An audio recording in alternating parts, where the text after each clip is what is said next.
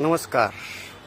पनवेलमधील Mahatma Phule road येथील जुन्या पोस्टच्या जवळ हे महानगर गॅस निगमचं काम चालू आहे.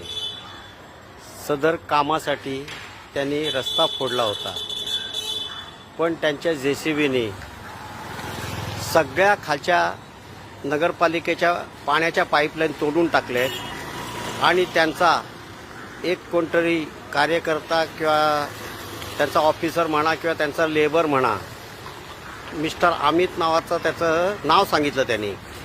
हा अमित उलटसुलट बोलतो. तो म्हणतो आमच्या हातनं लाईन तुटल्याच नाहीत असं तो नाकबूल जातोय. म्हणतो हे आमचं काम नाही आहे, ते म्युन्सिपाल्टीचं काम आहे. ते म्हणतो तुम्ही तक्रार म्युन्सिपाल्टीकडे करा असं ऑरगंटली उत्तर देतो. ही बघा, आज ह्या पाईपलाईन न जोडल्यामुळे खालनं पाणी वरती येते रस्त्यावर आणि त्यांनी किती चिखल झालाय बघा. ही लाईन हे वाहत पाणी जाते या लाईनचं बघा. किती पाणी जाऊन जाऊन जाऊन आम्हा सभासदांना सोसायटींच्या पाणी येत नाहीये. नगरपालिकेचं पाणी वेस्ट जाते. किती पाणी जाते बघा.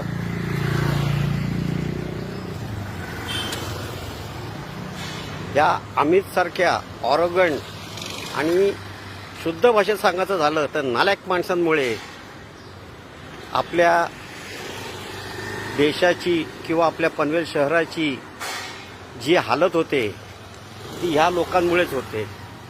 हे आणि असंच काम टाकून गेलेले आहेत. हे पाण्याचे बघा रिझल्ट बघा. एवढं अंतर मी चालत आलो तरी पाण्याचं वाहतं पाणी जे चाललेलं आहे ते संपत नाही आहे. यांचं सामान इथे अजून पडलेलं आहे.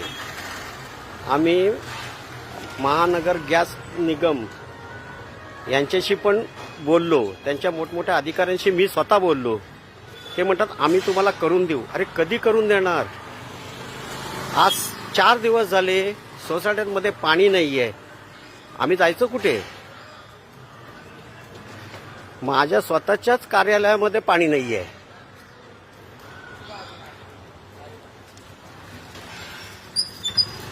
हे आपण आता परत मागे चाललेलो आहोत. म्हणजे लोकांनाही पाणी मिळत नाही आहे आणि एक तर पाण्याचं आता उन्हाळा सुरू झालेला आहे, म्हणजे पाण्याचा तुटवडा चालू होईल आणि हे भरमसाठ पाणी वेस्टेज होते फक्त आणि फक्त अमित ह्या व्यक्तीमुळेच. हा अमित स्वतःला कोण मोठा शहाणा समजतो का काय कळत नाही आहे. मी तर त्याची लेखी कंप्लेंट देणारच आहे महानगर गॅस निगमकडे. पण पनवेल महानगरपालिकेने सुद्धा लक्ष घालावं, कारण मी पनवेल महानगरपालिकेकडे सुद्धा कंप्लेंट केलेली आहे. त्यांचे ऑफिसर्स मिस्टर अविनाश पाटील यांच्याशी स्वतः बोललेलो आहे. फोनवरनं कंप्लेंट दिलेल्या आहेत. अजूनही इथे सुधारणा होत नाही आहे आणि आम्हा कोणाला लोकांना पाणीच येत नाही. धन्यवाद. मी नंदकिशोर धोत्रे, पनवेल.